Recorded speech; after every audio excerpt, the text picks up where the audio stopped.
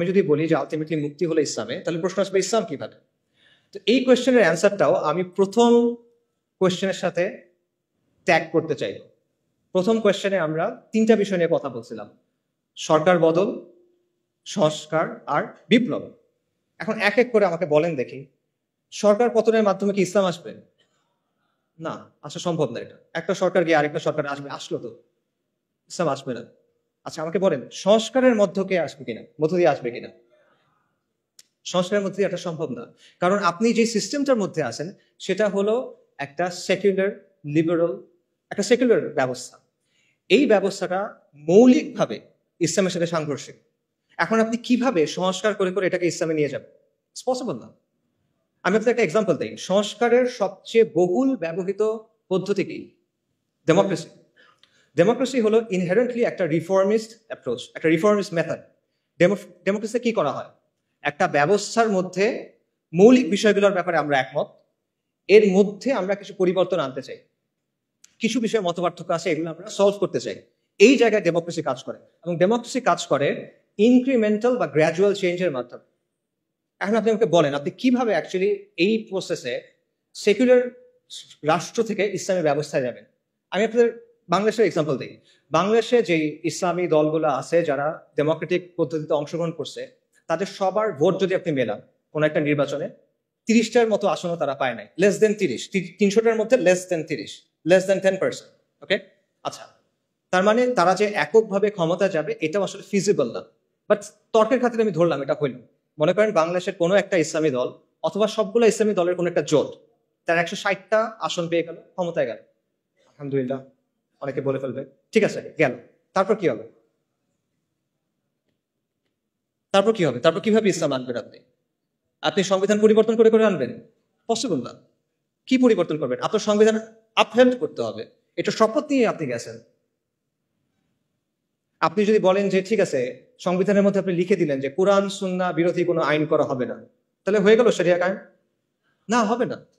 এর চেয়ে অনেক সুন্দর সুন্দর কথা পাকিস্তানের সংবিধানে আছে, চমৎকার চমৎকার সব কথাবার্তা আছে, but at the end of the day ওটা স্টিল একটা সেকুলার রাষ্ট্র।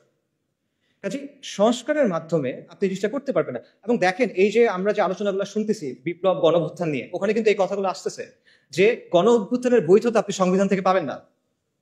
গণঅভ্যুত্থান করতে হলে সংবিধানের বাইরে গিয়ে করতে হবে। এই কথাগুলো আসতেছে না? নতুন গঠন করতে হলে পুরনো সংবিধান দিয়ে হবে না। তো আপনি যদি এতটুক কাজ সংবিধানের মধ্যে না করতে পারেন, আপনি সেকুলারিজম থেকে ইসলামী ব্যবস্থায় যাবেন, সেটা আপনি কেমনে সংবিধানের মধ্যে দিয়ে করবেন বা কেমনে এই প্রসেসের মধ্যে দিয়ে করবেন? এটা আনরিয়ালিস্টিক, ইট ইজ পসিবল না, ইম্পসিবল। এখানে আরো অনেকগুলো বিষয় আসলে আছে, অত কথা বললাম না, সময় হয়ে যাচ্ছে। দুটো পয়েন্ট বলি।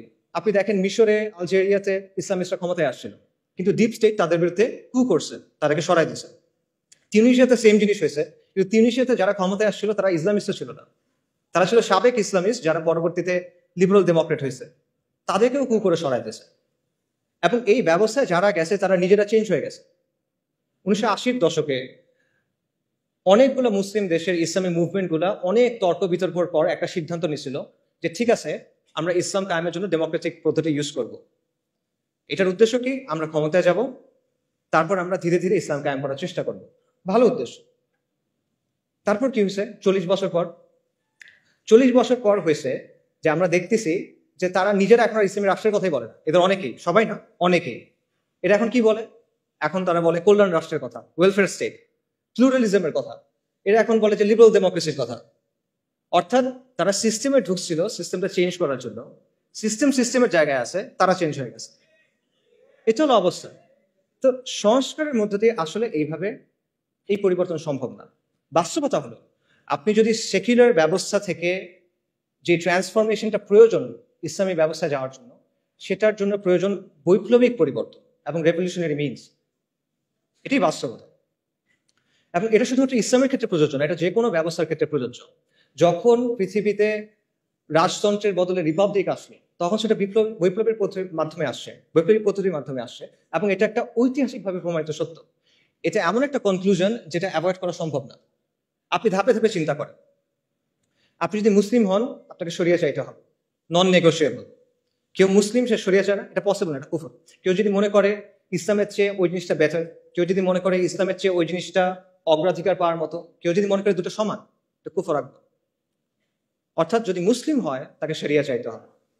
আর সেকুলার ব্যবস্থা মৌলিকভাবে ইসলামী ব্যবস্থার সাথে সাংঘর্ষিক, এই দুটা কো এক্সিস্ট করতে পারে না। একটা আরেকটাকে ডমিনেট করার চেষ্টা করবে, সেটা হবে না। আচ্ছা, এবং আমরা দেখতেছি যে সেকুলার ব্যবস্থাকে সংস্কারের মাধ্যমে চেঞ্জ করে করে আপনি আলটিমেটলি ইসলামী ব্যবস্থায় যেতে পারতেছেন না। তাহলে অপশন কি বাকি থাকে আপনার? বৈপ্লবিক পরিবর্তন ছাড়া আপনার আর কোনো অপশন বাকি থাকে না।